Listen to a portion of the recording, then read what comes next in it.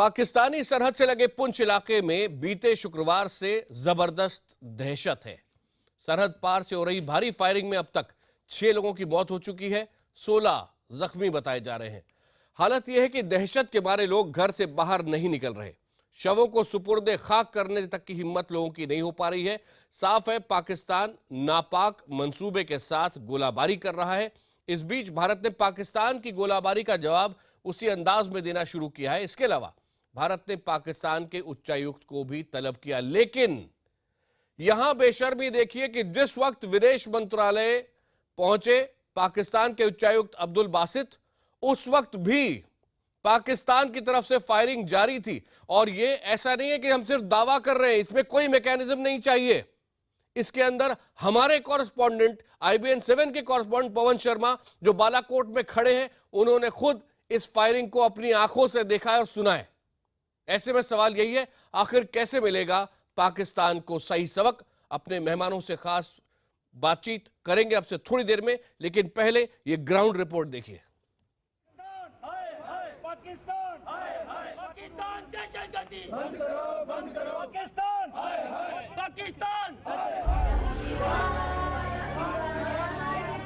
इस परिवार के आंसू की वजह है पाकिस्तान की नापाक हरकत। पाकिस्तानी रेंजर्स की तरफ से जारी भारी गोलाबारी ने कई परिवारों को स्वतंत्रता दिवस के मौके पर खुशी की जगह गम में धकेल दिया। शुक्रवार से जारी सरहद पार की नापाक हलचल अब तक थमी नहीं है। रह रहकर होने वाली गोलाबारी में अब तक 6 लोगों की मौत हो चुकी है, जबकि कई घायल हैं। गोलाबारी का आलम यह है कि मृतकों को सुपुर्दे खाक करने के लिए घर से निकलना तक मुमकिन नहीं। फायरिंग जो है पिछले कुछ दिनों से चल रही थी, रुक रुक के फायरिंग होती थी, बट हैबिटेशंस पे फायरिंग नहीं होती थी। कल दिन को जो है वो हैबिटेशंस पे फायरिंग हुई, रात को भी कुछ थोड़ी फायरिंग हुई, मॉर्निंग में हुई। कुल मिलाकर अभी तक 6 डेथ्स हुई हैं। 2 दिनों से जारी जबरदस्त गोलाबारी के बीच सरहद से सटे इलाके में लोगों को घर के भीतर रहने की सलाह दी गई है। हर तरफ दहशत का माहौल है। कई इलाकों में तो सेना की मदद से लोग घर बार छोड़कर सुरक्षित ठिकानों के लिए निकल पड़े हैं। अभी हम राजौरी जा रहे हैं। इधर खतरा, इधर काल से ये शेलिंग शुरू हुई, फायरिंग शुरू हुई और बमबारी शुरू हुई। इस तरह की हमें बहुत खतरा महसूस हुआ, लेकिन आर्मी ने हमें बहुत साथ दिया। आर्मी ने पहले आगाह किया था कि खतरा है, हालात जो है वो ठीक नहीं है। अभी जो डेड बॉडियां हैं यहाँ पे, उनको दफनाने का कितना मुश्किल हो रहा है, जिस तरह से दोनों तरफ से फायरिंग हो रही है। बहुत ज्यादा मुश्किल है इस वक्त ना। हाँ, पानी पीने के लिए अंदर बाहर नहीं जा सकते हैं, कोई इतना मुश्किल है, बहुत ज्यादा मुश्किल है। तो डेड बॉडियां अंदर पड़ी हुई हैं। बालाकोट ही नहीं, पाकिस्तानी सैनिकों ने पुंछ के मंडी, हमीरपुर और सोजियान सेक्टर में लगी नियंत्रण रेखा के अग्रिम चौकियों और रिहायशी इलाकों में भी गोलीबारी की। इस इलाकों में 60 mm, 82 mm और 120 mm मोर्टार दागे गए। 120 mm के मोर्टार जंग के दौरान दागे जाते हैं। ये पूरा इलाका पाकिस्तान की तरफ से शेलिंग की चपेट में है। यहाँ से रास्ता आगे बंद कर दिया गया है, किसी भी गाड़ी को आगे नहीं जाने दिया जा रहा है। ये पीछे हम कैमरामैन से कहूँगा बताएगा, वो पूरे जो गांव दिख रहे हैं सामने बिल्कुल पाकिस्तान है। उस तरफ से हैवी शेलिंग और फायरिंग जो लगातार यहाँ पर की जा रही है। अभी भी यहाँ पर फायरिंग जो है वो जारी है। शेलिंग, मोटार शेल जो है वो गाँव में आके गिर रहे हैं। मिठाई की जगह गोलाबारी, खुशी की जगह गम, अच्छे पड़ोसी की जगह बन गए जान के दुश्मन। आखिर क्या चाहता है पाकिस्तान? 2 जंग में हार का सबक, करगिल में मुंहतोड़ जवाब और बांग्लादेश की आजादी। क्या इसके बाद भी पाकिस्तान को सबक सीखने की जरूरत है? आतंकी वारदात को अंजाम देते देते खुद आतंकवाद को झेल रहा पाकिस्तान क्या न अतीत देख पा रहा है और न ही भविष्य? आखिर 14 अगस्त को हाफिज सईद की रैली में अलगाववादी संगठन हुर्रियत कॉन्फ्रेंस की नेता आसिया अंद्राबी को फोन पर ही सही भारत विरोधी तकरीर की इजाजत कैसे दे दी गई? मुंबई हमले के आरोपी हाफिज सईद पर शिकंजा नहीं कसने सहित तमाम गुस्ताखियों को धैर्य से देख रहा है हिंदुस्तान। मौजूदा गोलाबारी के बहाने भारतीय जनमानस के बदलते तेवर को वक्त रहते भाप ले पाकिस्तान। पाकिस्तान की व्यवस्था के सभी आयामों की मंशा ठीक नहीं है, इसलिए पाकिस्तान के अंदर की जटिलता चाहे जो भी हो, यदि इस प्रकार से निर्दोष नागरिकों की हत्या होती है तो हम मूक दर्शक बने हुए नहीं रह सकते। इतनी रिसोर्सेज हैं हमारे कमांडरों के पास, चाहे पैरामिलिट्री फोर्सेज हों, चाहे आर्मी हो, और गवर्नमेंट ने भी पूरी छूट दे रखी है। तो फिर हमारा रिस्पांस ऐसा होना चाहिए कि पाकिस्तान ऐसी हरकतों करने की जरूरत दोबारा ना कर सके। ऐसा नहीं है कि सरहद पर भारतीय जवान खामोश हैं। ईद का जवाब पत्थर से दिया जा रहा है। प्रत्यक्ष तौर पर प्रमुख अंतर जो देखने को मिलता है वो ये कि कई वर्षों के बाद जिस तरह की जवाबी कार्रवाई की प्रतीक्षा थी लोगों को, वो अब देखने को मिल रही है। लेकिन सवाल वही, क्या ये पर्याप्त है? क्या पाकिस्तान को इतना सबक ही काफी है? आखिर क्या हो पाकिस्तान की नापाक हरकतों का जवाब? पवन शर्मा, बालाकोट, IBN 7। क्या चाहता है पाकिस्तान? एक तरफ फोन पर प्रधानमंत्री मोदी को नवाज शरीफ की शुभकामनाएं, दूसरी तरफ सरहद पर सीज फायर का उल्लंघन और निर्दोष नागरिकों की मौत। पुंछ इलाके में पाकिस्तान की नापाक हरकत से कई सवाल खड़े होते हैं। हम पवन शर्मा के पास लाइव बालाकोट चलेंगे, लेकिन पहले यह सवाल देखिए, क्या पाकिस्तान को उसी की भाषा में जवाब देने का समय आ गया है? दूसरा, कहने से स्तर की बातचीत तोड़ने के लिए यह फायरिंग की जा रही है? तीसरा सवाल, क्या पाकिस्तानी फौज साजिश के तहत यह गोलाबारी कर रही है? चौथा सवाल, क्या फायरिंग के बाद पाकिस्तान से बातचीत बंद कर देनी चाहिए? पांचवा सवाल, क्या इस मुद्दे को अंतर्राष्ट्रीय समुदाय के सामने भारत को नहीं रखना चाहिए?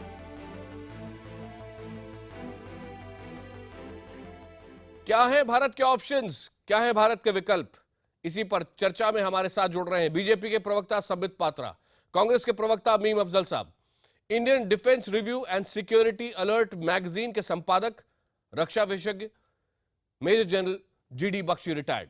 साथ ही साथ पाकिस्तान से स्काइप पर हमारे साथ जुड़ रहे हैं पाकिस्तान पीपल्स पार्टी के नेता नवेद चौधरी साहब, और मेहर तारण वरिष्ठ पत्रकार पाकिस्तान से थोड़ी देर में हमारे साथ जुड़ने वाली हैं। लेकिन सबसे पहले मैं आपको लिए चल रहा हूं ग्राउंड जीरो बालाकोट, जहां मौजूद है हमारे संवाददाता पवन शर्मा। पवन, ये बताएं कि 3:59 पर पाकिस्तान के हाई कमिश्नर विदेश मंत्रालय मिनिस्ट्री ऑफ एक्सटर्नल अफेयर्स पहुंचते हैं, अंदर वो मुलाकात करते हैं, 4:12 पर अपना रिएक्शन देते हैं। जिस समय पाकिस्तान के हाई कमिश्नर भारत के विदेश मंत्रालय से बात कर रहे थे, उस समय बालाकोट में फायरिंग हो रही थी या नहीं? बिल्कुल आकाश, चौंकाने वाली बात है कि जब अब्दुल बासित वहां पर हाल के अंदर थे, बातचीत कर रहे थे, 4:02 के ऊपर मंजाकोट सेक्टर है रजौरी का, वहां पर हैवी शेलिंग की गई, 3 लोग वहां पर घायल हुए हैं। बालाकोट में 4:10 के ऊपर फायरिंग की गई और लगातार फायरिंग वहां पर अभी भी जारी है। बीच बीच में रुक रुक कर मोटार शेलिंग अभी भी चल रही है। लगभग 12 इलाके ऐसे हैं इस पूरे सेक्टर के, अगर हम बात करें मेंढर के, तो हर जगह पर रुक रुक कर फायरिंग जो है वो चल रही है। हालांकि थोड़ा सा फायर अभी कम हुआ है, लेकिन रुक रुक कर अभी भी जारी है। संबित पात्रा, ये एकदम क्लियर प्रोवोकेशन है। क्या ये दिखाता है कि कम से कम 2 पावर सेंटर हैं पाकिस्तान के अंदर? देखिए, पाकिस्तान में तो मल्टीपल पावर सेंटर्स है और इसमें किसी प्रकार का दोमत नहीं है कि पाकिस्तान में एक सेंस ऑफ कंफ्यूजन है। आखिरकार पाकिस्तान को कौन चलाता है, ये तो मुझे लगता है पाकिस्तान के जो मंत्री हैं, पाकिस्तान की जो जमहूरियत, जो इलेक्टेड जमहूरियत है, वो भी नहीं जानते हैं। और हाल फिलहाल में हमने इसका एक बहुत बड़ा उदाहरण ऊफा में देखा था। ऊफा में जब प्रधानमंत्री नरेंद्र मोदी जी के प्रेजेंस में नवाज शरीफ जी ने बहुत सारे बिंदुओं पर सहमति जताया था, और खास करके वॉइस टेस्टिंग पर जो जाखीद 2611 के जो आतंकवादी हैं, उनके वॉइस सैंपल के ऊपर हस्ताक्षर होने के पश्चात भी वहां सरताज अजीज मौजूद थे।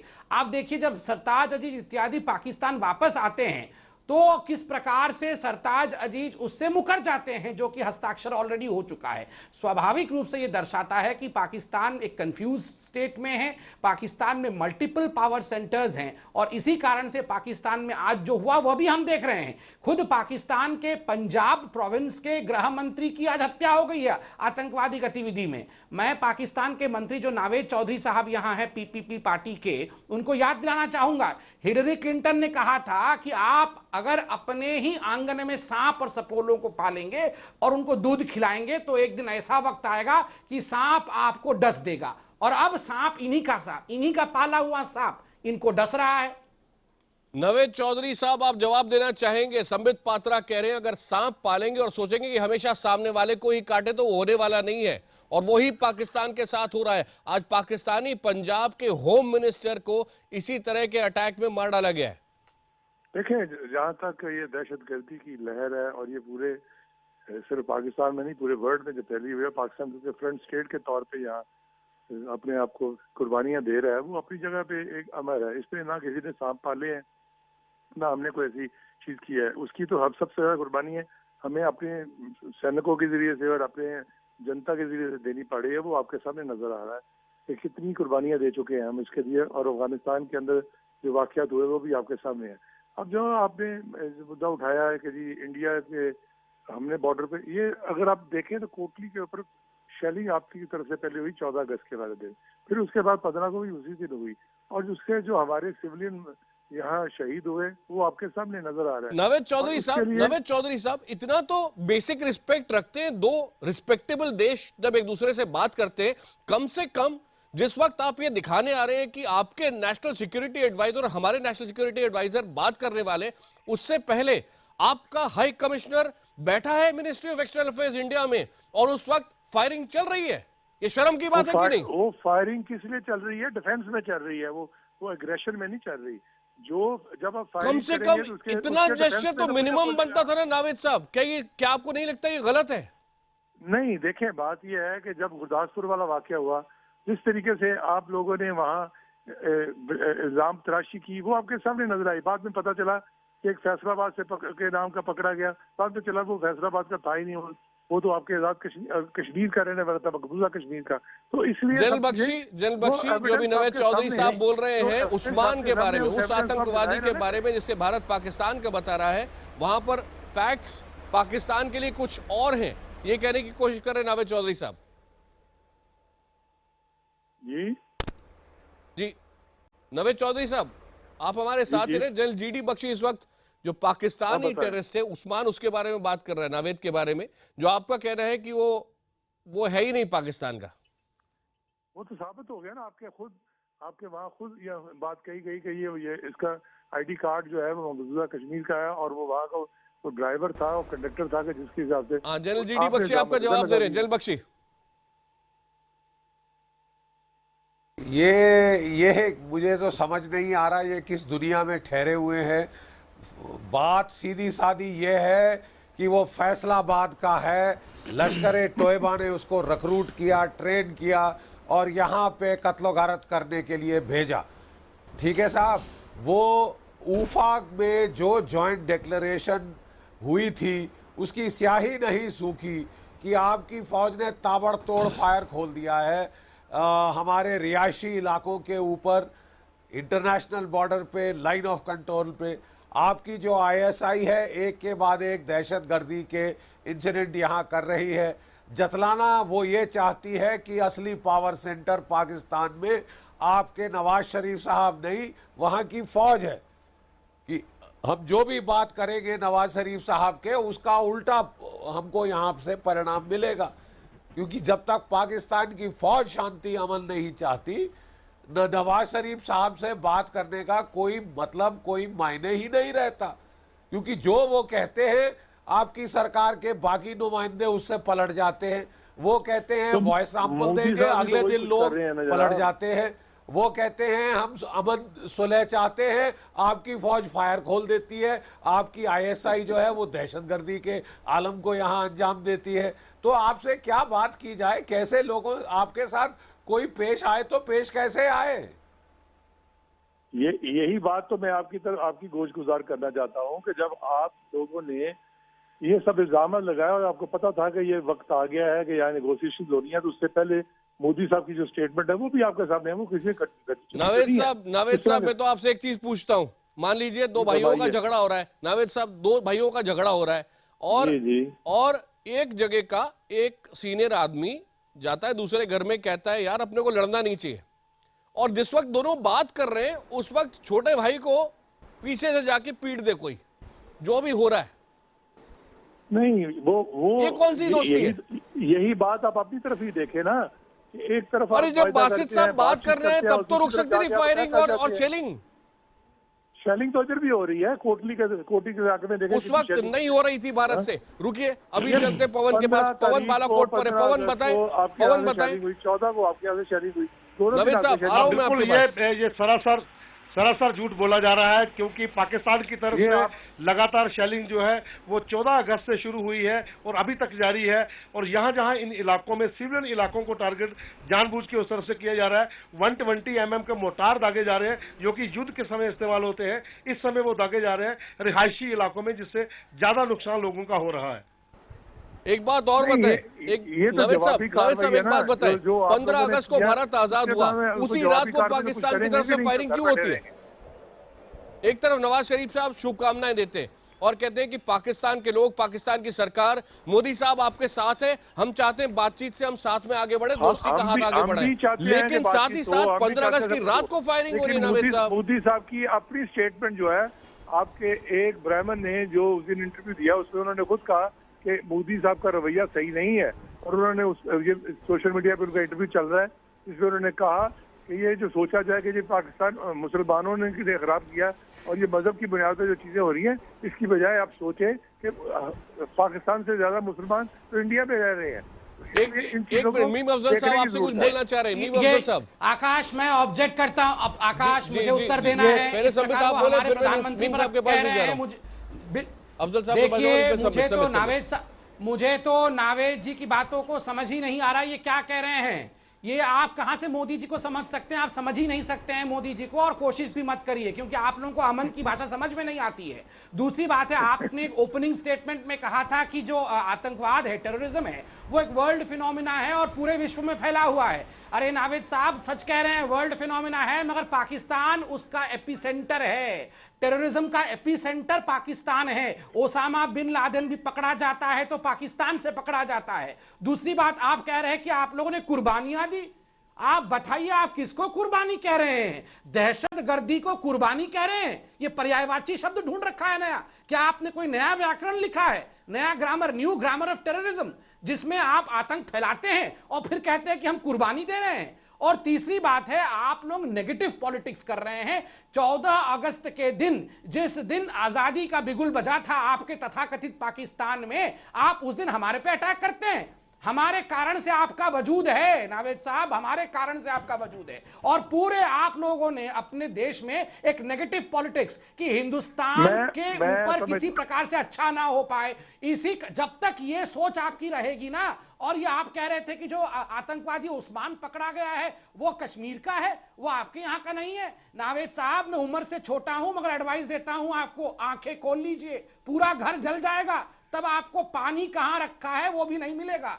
घर की आग बुझाने के लिए आपके होम मिनिस्टर मारे गए, आपके छोटे छोटे बच्चे पेशावर के मारे गए, और आप बता रहे हैं कि वो टेररिस्ट आपके यहाँ का नहीं है। अरे फैसलाबाद का है, ये फैसला आप अपने जहन के अंदर कर लीजिए। वो जो मारे गए वो टेररिस्टों ने मारे गए, हमने खुद ही मार दिए उनको। हाँ, ये इसीलिए बात कह रहा हूँ ना कि 30,000 से ज्यादा जाने जा चुकी हैं यहाँ, तो वो हमने खुद पाले हैं, ये खुद किए हैं। और ये ज़रबे चल रहा है जिसके लिए कुर्बानी दी जा रही है, जिसको पूरे इंटरनेशनल जो जितनी भी ममालिक है वो सब इसको सराह रहे हैं कि ये वाकई ये बहुत बड़ा एक फ्रंट स्टेट के तौर पे काम कर रहे हैं। नावेद साहब, जो आप विक्टिम वाली बात कह रहे हैं, इस पर मीम अफजल साहब कुछ बोलना चाह रहे हैं। संबित आपके पास लौटता हूँ। मीम अफजल साहब, मीम अफजल साहब जी, पाकिस्तान विक्टिम है टेरर का? तो ये कहूंगा, नहीं विक्टिम नहीं है। आपने जिस बीमारी को पाला है वो बीमारी अब खुद आपको लग गई है। और मेरा ख्याल है पीपीपी के नेता हैं नवेद साहब, उनको ये भी नहीं पता है कितने पाकिस्तानी मारे जा चुके हैं इस टेररिज्म के नतीजे में, जिसको उन्होंने खुद क्रिएट किया है। ये तादाद 50,000 से ज्यादा है, 30,000 नहीं है। हमको यहाँ बैठकर मालूम है कितने पाकिस्तानी मारे गए। आपको ये भी पता होना चाहिए कि हिंदुस्तान में इस टेररिज्म के नतीजे में कितने लोग मारे गए और कितने लोग, और हमने बाकायदा, अब आप में हैरत है जब मैं आपकी बात सुन रहा हूं, हम सभी लोग हैरान हैं आपका ये स्टेटमेंट सुन के कि वो कश्मीर का रहने वाला था, जबकि वो रहने वाले फैसलाबाद के हैं। उन्होंने अपनी सारी डिटेल्स दी है, उनके बाप ने इंटरव्यू दिया है पाकिस्तान की किसी हुजूर वाला। आप पहले बात तो सुन लें नवेद साहब, हमारे यहाँ किसी ने स्टेटमेंट नहीं दिया, आपके ही मीडिया ने उसके बाप का इंटरव्यू दिया। उसने बाद में ये तक कहा है कि उसकी जान को खतरा है। उन्होंने बताया उसके कितने बहन भाई हैं, वो कहाँ पढ़ता था, कहाँ क्या काम करता था, सब कुछ उसने बताया है। और हमने ये सब डिटेल जमा कर रखी है और मौका आएगा तो उसको आपके सामने पेश भी करेंगे, और इसी तरह पेश करेंगे जैसे कसाब के सिलसिले में पेश किया था। देखिए मैं आपको बताऊं, नवेद साहब, पार्टी के आप जरिए जिस फंडिंग पार्टी करी से है वो भी ताल्लुक हमारे रखते सामने हैं, पड़ी हुई है। सुन लीजिए नवेद साहब, आप जिस पार्टी से ताल्लुक रखते हैं उस पार्टी के एक बड़े नेता ने एक बार कहा था कि हम घास भी खाएंगे लेकिन 1000 साल तक पाकिस्तान से जंग करेंगे। लेकिन जब उन्हीं लीडर की बेटी पार्लियामेंट की आपकी प्रधानमंत्री बनी तो उन्होंने दोस्ती के बड़े दावे किए थे। और आपकी पार्टी जो है वो एक जमाने में इंडिया की फ्रेंडली पार्टी कहलाती थी। मुझे हैरत है कि आप भी वही जबान बोलने लगे जो मुशर्रफ साहब बोलते हैं या उससे पहले जियाउल हक साहब बोलते थे, जो फौजी डिक्टेटर। आप एक डेमोक्रेटिक पुरानी पार्टी के जिम्मेदार आदमी हैं, आपको बहुत ऑब्जेक्टिविटी के साथ अपने देश को देखना चाहिए। मैं यही कह रहा हूं नवेद साहब, आपकी पार्टी को खड़े हो जाना चाहिए, आपकी पार्टी को खड़े हो जाना चाहिए इस टेररिज्म के खिलाफ, इस मिनास के खिलाफ, इस वहशत के खिलाफ जो पाकिस्तान की तरफ से एक्सपोर्ट की जा रही है हिंदुस्तान के अंदर। हम इसको कंडेम कर रहे हैं। हम ही ने लश्कर तैयबा को यहाँ पे जब किया था तो हम ही ने यहाँ कहा था कि यहाँ तो लड़ने की जरूरत है। आपको लड़ने की, हम ये नहीं कह रहे आप हिंदुस्तान के साथ खड़े हो जाइए, कांग्रेस पार्टी के साथ खड़े हो जाइए, भारतीय जनता पार्टी के साथ खड़े हो जाइए, मोदी के साथ खड़े हो जाइए। आप पाकिस्तानी अवाम के साथ खड़े हुए हैं। पाकिस्तान के अवाम परेशान है आपकी इस पूरी पॉलिसी से। थोड़ा सा अगर आज आप खड़े होकर सोचने की जरूरत है। आप ये कहेंगे कि हम गोले दाग रहे हैं तो ये मेरे ख्याल में गैर मुनासिब बात करते हैं और दूसरी तरफ छोड़ा घूमते हैं। दिलबख्शी, मैं आपके पास भी आऊंगा लेकिन एक छोटा सा ब्रेक मुझे लेना है। उससे पहले एक बहुत इंपॉर्टेंट बात बताना चाह रहा हूं। नवाज शरीफ पाकिस्तान के प्रधानमंत्री की बेटी लिख रही है, उन्होंने ट्वीट किया है, terrorism in Pakistan in its last legs. आतंकवाद बस पाकिस्तान में खत्म होने वाला है। सब पे बात करूंगा ये जो लिखा है। आज की शहादत से यह साबित होता है कि जो जंगली जानवर हैं, आतंकवादियों टेररिस्ट के लिए बोल रही है, जो जंगली जानवर हैं उनके कफन में आखिरी कील ठुक चुकी है। ये मरियम नवाज कह रही हैं। इसमें क्या सच्चाई है? क्या आतंकवाद पाकिस्तान में खत्म हो रहा है? क्या पाकिस्तान में टेरर का पूरा इंफ्रास्ट्रक्चर खत्म हो गया है?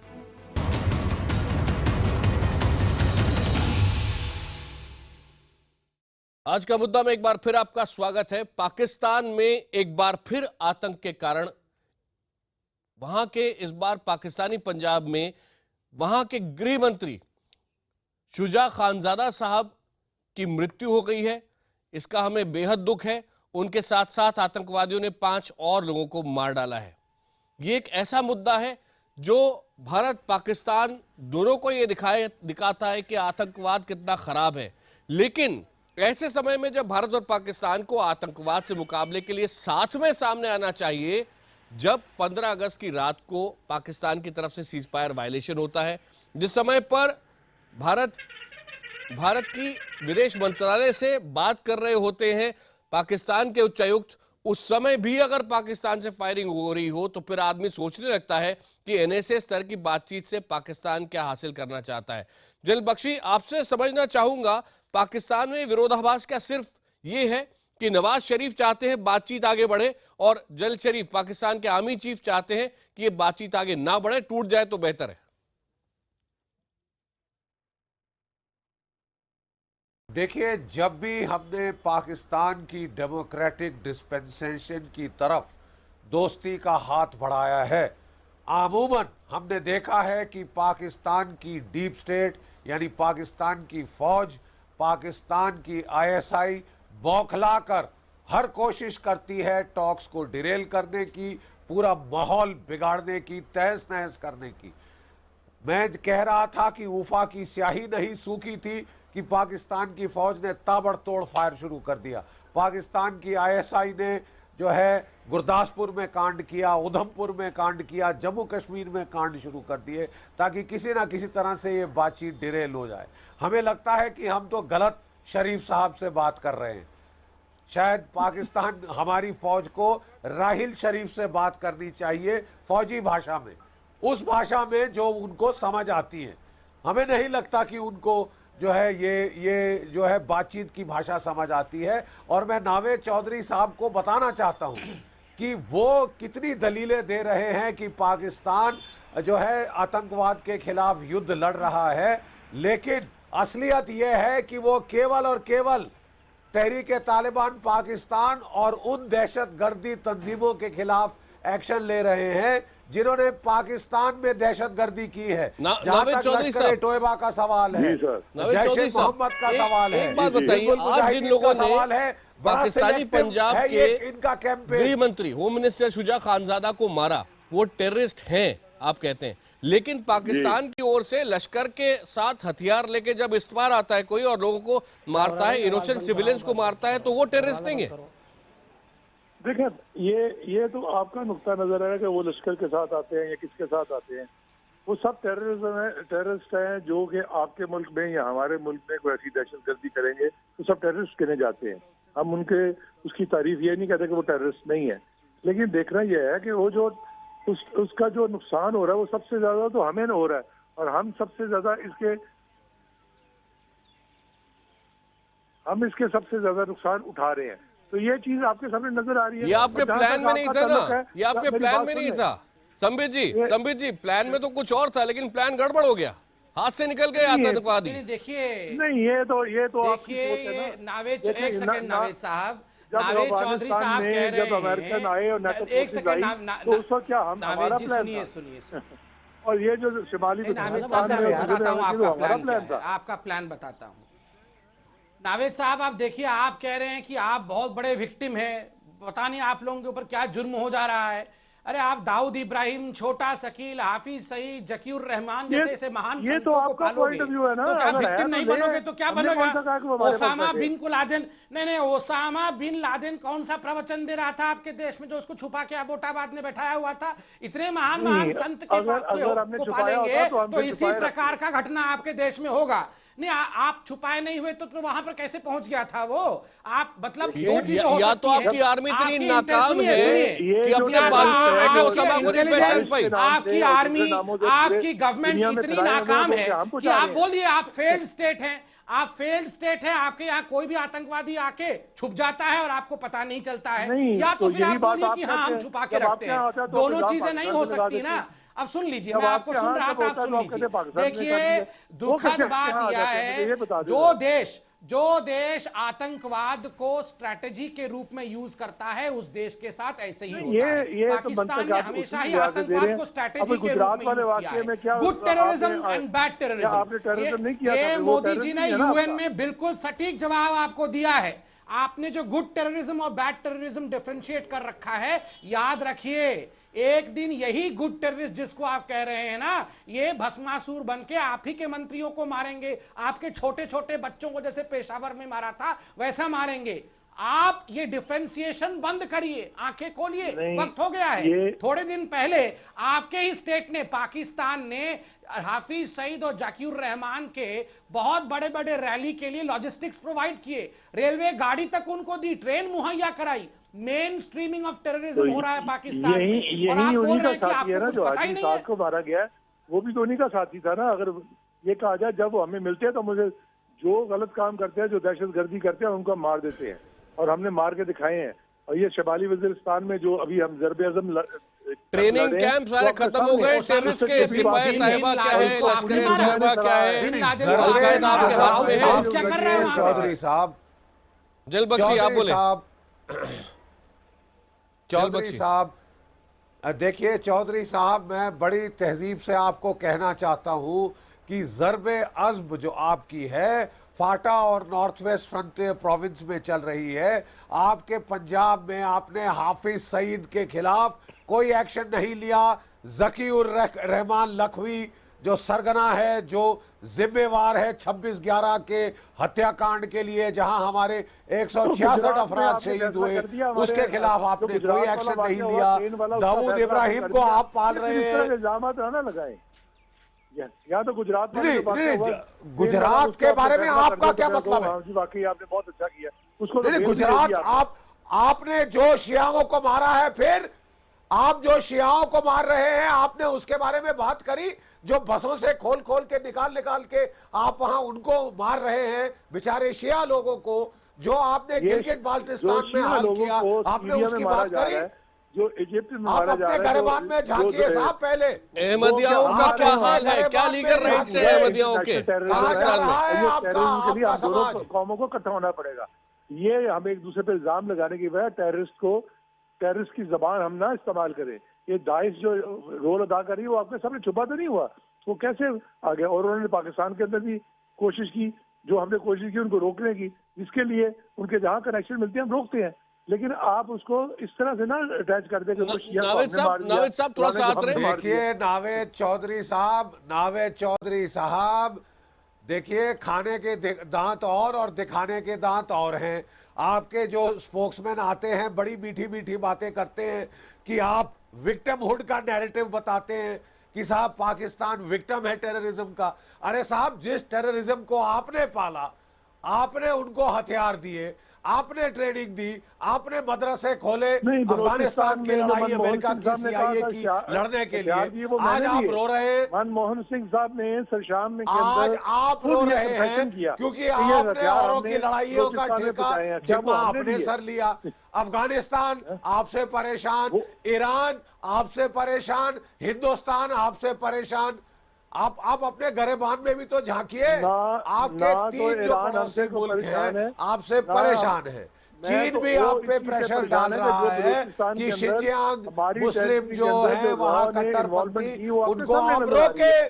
जो कराची के अंदर रॉ की इन्वॉल्वमेंट है वो आपके सामने नजर आ रही है। अब तो BBC ने अरे साहब, आज आप हमको कोई सबूत दीजिए। हमने आपको दे दिया BBC ने। नहीं, आप हमको सबूत दीजिए। ये बेबुनियाद सारे हैं आपके, बेबुनियाद इल्जाम है। आपने एक भी पकड़ा रॉ का एजेंट? एक भी है आपके पास? हम आपको अजमल अमीर कासब आपके टेलीविजन ने दिखाया। अरे साहब, अजमल अमीर कासब कौन था? ये उस्मान कौन है? ये आपके मुल्क से आए हैं, आपने ट्रेनिंग दी इनको, और फिर आप यहाँ दुहाई दे रहे हैं कि आप आतंकवाद से लड़ रहे हैं। नहीं, अजमल अमीर कासब आपका नहीं था। नावेद साहब थोड़ी तो रियलिटी में बात करें। अमीर कासब प्लीज दिल पे हाथ रखिए। नावेद साहब, अजमल अमीर कासब पाकिस्तानी नहीं था। भाई आप कहते हैं ना, तो जब मैं सीधा सवाल पूछ रहा हूं, क्या अजमल अमीर कासब पाकिस्तानी नहीं था? सब नहीं हुआ, वो मुकदमा नहीं चल सका। नावेद साहब, जो फोन पर बात हुई उसमें बाकायदा उस्मान या नावेद, जो भी नाम से आप बुलाएं, जो पाकिस्तानी आतंकवादी हम क्लेम करते हैं, बाकायदा उसका पिता कह रहा है मैं फैसलाबाद में हूँ और मेरी जान खतरे में है। वो ऐसी टेपें तो मेरे पास भी बहुत सी पड़ी हैं भाई, वो मैं भी सुना दूं आपको टेपें। ये टेपों की नहीं, मैं तारीख की बात करना चाहता हूँ आकाश जी। मैं बाकी भूल जाइए, बाकी भूल जाइए। हम क्या कह रहे हैं, आप ही के डायरेक्टर जनरल इंटेलिजेंस के तारिक खोसा क्या कह रहे हैं, पढ़ा आपने? नहीं, अरे सुनिए तो नावेद साहब, आपने अपने घर के डायरेक्टर जनरल तारिक खोसा को पढ़ा है कि नहीं पढ़ा है? हम क्या कह रहे हैं, भूल जाइए। और तारिक खोसा, हाँ, अगर पढ़ा नहीं, अगर पढ़ा है तो फिर ऐसा क्यों कह रहे हैं? खोसा साहब रॉ एजेंट तो नहीं है। आप सुन लीजिए, सुनिए। अरे नावेद साहब, मैं आपको सुन रहा था। यहाँ पर तो क्रॉस बॉर्डर फायरिंग मत करिए। नहीं, सुनिए, डिबेट में क्रॉस बॉर्डर फायरिंग मत करिए। यहाँ थोड़ा शांति रखिए। देखिए, यहाँ भी हम लोग सबको सुनते हैं, ठीक नहीं है। थोड़ा सा रुके, थोड़ा सा आप सबको रोक रहा हूं, थोड़ी सी जानकारी आ रही है। पाकिस्तान की तरफ से रुक रुक कर फायरिंग इस वक्त भी जारी है, सीज फायर वायलेशन इस वक्त भी जारी है। भारत की सेना भी पाकिस्तान की फायरिंग का जवाब दे रही है। आपसे थोड़ी देर पहले डिफेंस मिनिस्ट्री के PRO lieutenant colonel Manish Mehta ने ये इंफॉर्मेशन दी है। पाकिस्तान द्वारा अनप्रोवोक्ड सीज फायर वायलेशन किया जा रहा है पुंछ के इलाके में और बिम्बर गली के इलाके में, और रात से ही ये शेलिंग कर रहे हैं। हैवी मोटर 120 mm और 82 mm मोटर्स और RPGs का इस्तेमाल करते हुए इन्होंने हमारे फॉरवर्ड पोस्ट को टारगेट किया है, और साथ ही पीछे रिहायशी इलाकों में भी इन्होंने खूब शेलिंग की है, जिससे कि हमारे सिविलियंस को नुकसान हुआ है। भारतीय सेना जो है पूरी तरह से सक्षम है और भारतीय सेना जो है मजबूत तरीके से रिप्लाई दे रही है। बिल्कुल सही रिप्लाई जो है पाकिस्तान आर्मी को दिया जा रहा है। डिफेंस मिनिस्ट्री के PRO lieutenant colonel Manish Mehta. LOC पर चलते हैं, लाइन ऑफ कंट्रोल पर बालाकोट में इस वक्त हमारे साथ खड़े हैं लाइव पवन शर्मा। पवन शर्मा, पहले कैमरा पैन करके दिखाएं भारत की तरफ भी पाकिस्तान की तरफ से भी, और बताएं क्या देखा है आपने खुद अपनी आंखों से पिछले कुछ दिनों में। बिल्कुल, मैं कैमरामैन से कहूंगा वो आपको बताएंगे। ये बिल्कुल जहां से कैमरा पैन हो रहा है आप देख सकते हैं, ये मेंढर सेक्टर के बालाकोट का कांगा गली और मंजा कोट के बीच का इलाका है, जहां पर हैवी शेलिंग हुई है। यहां पर अभी 4:10 पे हैवी शेलिंग हुई थी और जो सामने घर दिख रहे हैं वहां पर 3 लोग घायल हुए थे, जिनको रजौरी पहुंचाया गया है। बिल्कुल सामने जो स्टैच दिख रहा है वो पाकिस्तान का है। मैं कैमरामैन से कहूंगा वो सामने वाली जो बिल्डिंग आपको दिखा रहे हैं ये बिल्कुल उनका इलाका है। ये बिल्कुल सामने वो जो है ये जहां पर पूरा इलाका जो पाकिस्तान की तरफ से शेलिंग हो रही है, ये सिविलियन इलाकों को टारगेट कर रहे हैं। भारतीय सेना की जो पोस्टें हैं उनको टारगेट किया जा रहा है। लगातार 14 अगस्त को सुबह से लेकर अभी तक हम बात करें तो अभी भी वहां पर इक्का दुक्का जो फायर है, जो मोटार शेल है, वो पूरे इस बेल्ट के ऊपर गिर रहा है। खास करके जो पीछे एक स्टैचू दिख रहा है वहां पे सिविलियन जो इलाका बहुत ज्यादा है इंडिया का, उसको ज्यादा टारगेट किया जा रहा है। इस पूरे इलाके की अगर हम बात करें तो लगातार पाकिस्तान की तरफ से सीज फायर का वायलेशन हो रहा है। वो महज इसलिए कि किसी न किसी तरीके से आतंकियों की घुसपैठ करवाई जा सके, उनको इस ओर धकेला जा सके, ताकि जम्मू कश्मीर में खून खराबा और ज्यादा हो या फिर जहां पर आतंकवाद को बढ़ावा दिया जा सके। आकाश, धन्यवाद इस लाइव रिपोर्टिंग के लिए। लाइन ऑफ कंट्रोल से पवन नावेद जी उधर पाकिस्तान में सुन रहे थे जब आप कैमरा भारत और पाकिस्तान के उस साइड, असल में है तो वो इलाका भारत का ही, लेकिन पाकिस्तान इसे क्लेम करता है अपना।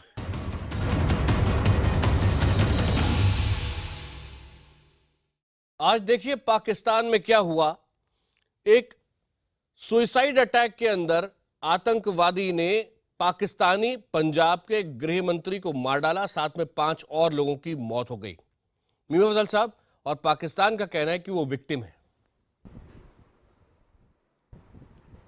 देखिए, मैं तो अभी इतनी देर से जो बहस सुन रहा हूं, मैंने हमेशा यही कहा है कि पाकिस्तान से आप किसी एक्सपर्ट को बुला के बैठाते हैं तो मैं समझता हूं कोई मकसद हमारा हल नहीं होता। हमारा चैनल पाकिस्तान में अगर आम आदमी देख रहा होता तो हमारा व्यू पॉइंट्स उनकी तरफ जाता। खाली किसी एक आदमी को बिठाकर हम अपना व्यू पॉइंट सुनाए नहीं, वहां देखते हैं लोग, वहां खासतौर पे इंटरनेट पे देखते हैं, वहां से रिस्पॉन्सेज भी आते हैं। इंटरनेट पर अगर देखते होंगे, लेकिन आम लोगों तक ये पहुंच नहीं होती इंटरनेट की।